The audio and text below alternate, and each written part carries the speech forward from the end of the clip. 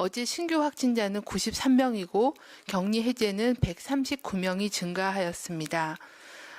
어제 사망하신 분은 총 84명으로 분류가 되고 있는 상황입니다. 전국적으로 80.2%는 집단 발생과의 연관성이 확인되었습니다. 기타 산발적인 발생 사례 또는 조사 분류 중인 사례는 19.8%에 해당됩니다. 각 지역별로 환자 발생 현황을 살펴보시면 어제 신규로 증가한 환자 수는 서울 지역이 5명이었습니다. 아직까지 구로구 콜센터 관련돼서 접촉자나 가족 등에서의 환자가 일부 증가하고 있고요. 그리고 동안교회하고 관련된 PC방 관련된 사례도 일부 한두 명 더 확인이 되고 있는 상황입니다. 대구 지역인 경우에는 가장 많은 신규 확진자인 46명이었습니다. 대구 지역의 경우에는 주로 지금 요양병원 등 그 고위험군에 대한 전수조사가 또 진행 중에 있어서 거기에서 확인된 그런 종사자나 환자에 대한 발생이 증가 보고되고 있는 상황입니다. 그 밖에 세종에서도 해수부 관련돼서 접촉자로 분류된 분 중에서 양성 확인이 되는 분이 보고되고 있고, 경기도는 주로 은혜강 교회 관련된 접촉자 또는 가족 등에 대한 조사로 어제 환자 수가 15명 증가한 상태입니다. 경기에서는 성남시 수정구 소지의 은혜강 교회에서 3월 9일부터 현재까지 총 55명의 확진자가 확인되었고 접촉자에 대한 추가적인 조사가 진행 중에 있습니다. 또한 성남시 소지의 분당재생병원 관련해서 3월 5일부터 현재까지 총 31명의 확진 환자가 발생하였고 추가로 확진된 그 환자에 대해서는 접촉자와 그 방문한 장소에 대한 조사가 진행 중에 있습니다. 대구에서는 말씀드린 대로 고위험 집단시설에 대한 전수조사가 진행 중이며 특히 서구 소재로 되어 있는 한사랑 요양병원에서는 현재까지 총 74명의 확진자가 확인된 상태입니다. 종사자가 17명, 환자가 57명으로 보고되었습니다. 해당 병원의 전체 종사자와 입원 환자에 대한 전수검사를 시행하였고 상세한 역학조사와 추가 감염 차단을 위한 방역조치가 방대본의 즉각대응팀과 대구시가 같이 시행을 하고 있는 상황입니다. 그 밖에도 요양병원 4개소에서 총 13명이 확진이 되어 추가적인 조치와 향후 더 확대된 그런 조사를 통해서 환자 수가 더 증가할 수 있을 걸로 보고 있습니다. 중앙방역대책본부는 최근 들어서 이탈리아, 프랑스, 스페인 등 유럽 지역과 미국 그리고 이란 등의 중동 지역에서 코로나19 환자가 급증하고 있고 또 최근에 검역 과정을 통해서 11명의 환자가 확인되었고 입국 후에 지역사회에서 확진된 그런 해외 입국자 확진 사례가 증가하고 있습니다. 어제도 말씀드린 것처럼 3월 19일 0시를 기해서 전 세계 모든 입국자에 대한 특별 입국 절차를 확대 시행하는 것을 준비하고 있습니다. 내일부터 시행할 예정입니다. 이에 따라서 내일부터 입국하는 모든 그 입국자는 건강상태 질문서 및 발열 여부를 확인하고 국내 체류지 주소와 수신 가능한 연락처가 확인되어야 입국이 가능합니다. 또한 입국 후에도 모바일 자가진단 앱을 통해서 14일간 증상 여부를 등록하여야 합니다.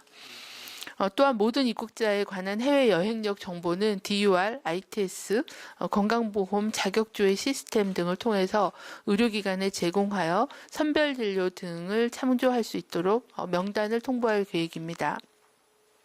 또한 모든 입국자의 명단은 지자체로 통보해서 입국 이후에 감시기간 동안 적극적인 관리를 할 계획입니다. 아마 국가별 그 위험도에 대한 평가에 따라서 지역사회에서의 관리 방법에 대해서는 현재 부처 내에서 논의가 진행 중에 있습니다.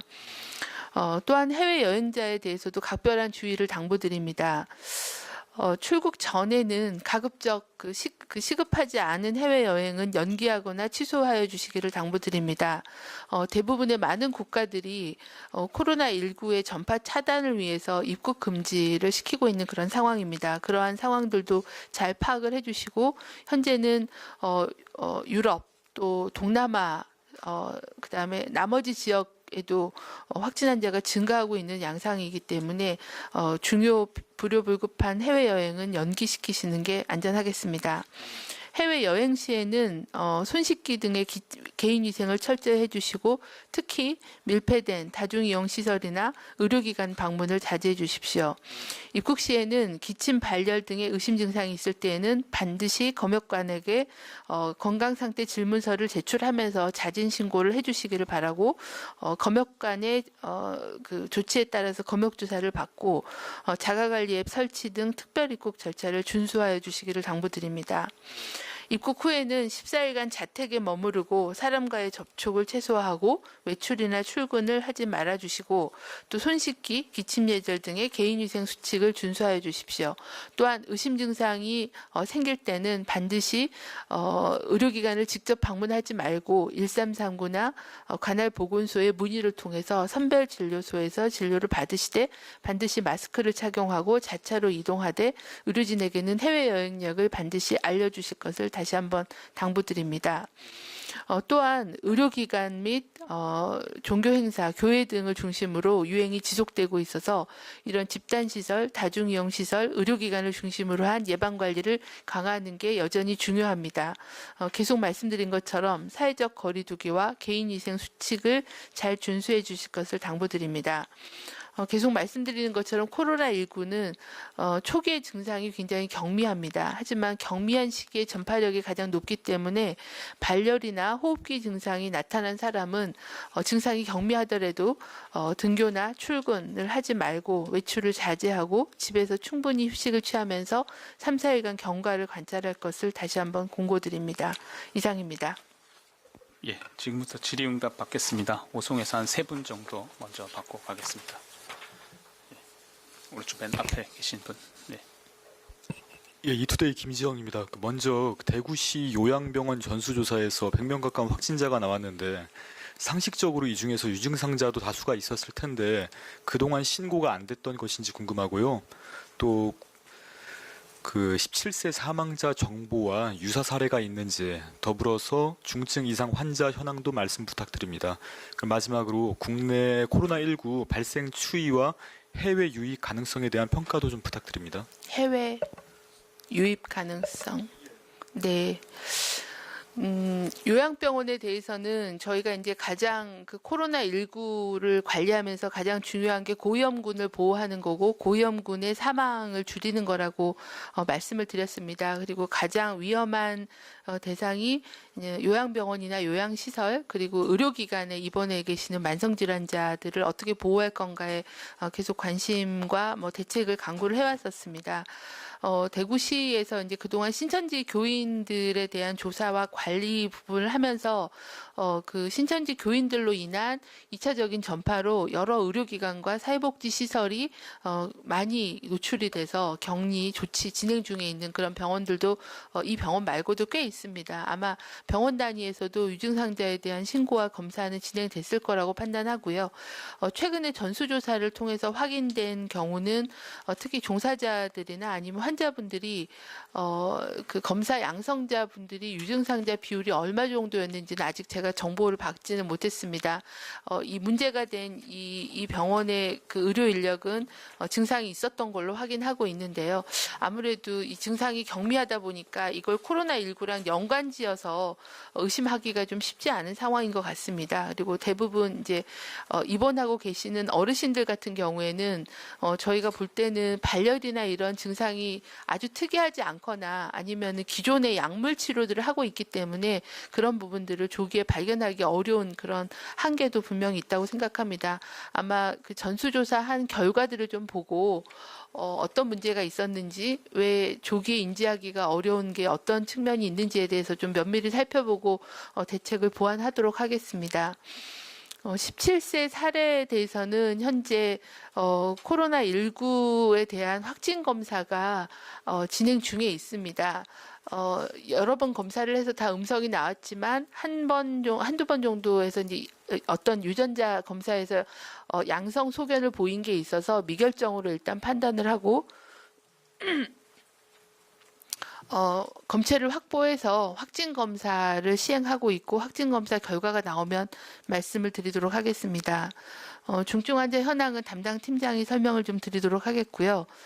발생 추이에 대해서는 현재 이제 우리나라도 지금 최근에 그 발생한 신규 환자 중에 한 5% 가깝게 해외 유입 환자의 비중이 증가하고 있습니다. 그리고 이런 부분들은 이제 전 세계의 그 코로나19 유행이 확산되면 될수록 유입의 가능성도 굉장히 높아지고 있다고 판단합니다. 그래서 말씀드린 것처럼 내일부터는 전체 입국자에 대한 특별 검역, 특별 그 입국 절차를 진행을 하고, 그리고 그 중에서 일부 그 발생 가능성이 높은 국가에 대해서는 좀 더 입국 후에 관리를 강화하는 방안에 대해서 현재 논의가 진행 중에 있습니다. 현재는 이제 자가관리 앱 부분과 또 보건소를 통한 뭐 유증상자에 대한 관리 부분들을 진행을 하고 있는데, 그 부분들을 좀 더 보완할 방법에 대해서는 검토하고 말씀드리겠습니다. 국내 발생 추이는 두 가지의 안팎의 문제가 있습니다. 해외 유입 가능성은 말씀을 드렸고, 또 국내에서도 여전히 그 집단 시설을 통한 그런 전파가 계속 진행되고 있기 때문에 지금 저희가 하고 있는 사회적 거리두기와 또 개인위생 수칙 준수, 그리고 조금이라도 의심되는 증상자에 대해서는 조기 검사, 진단하는 그런 현재까지 했던 그런 정책들을 좀 더 정교하고 더 실효성 있게 추진해 나가는 게 필요한 상황입니다. 예. 이번 환자분의 경과 관련된 부분은 곽진 환자관리팀장 설명하겠습니다. 예, 오늘 입원 중이신 환자분들 중증도에 따른 분류 현황입니다. 중증 이상 단계 총 82분으로 확인되고 있고, 그중에 중증 단계가 24분, 위중 단계가 58분으로 확인되었습니다.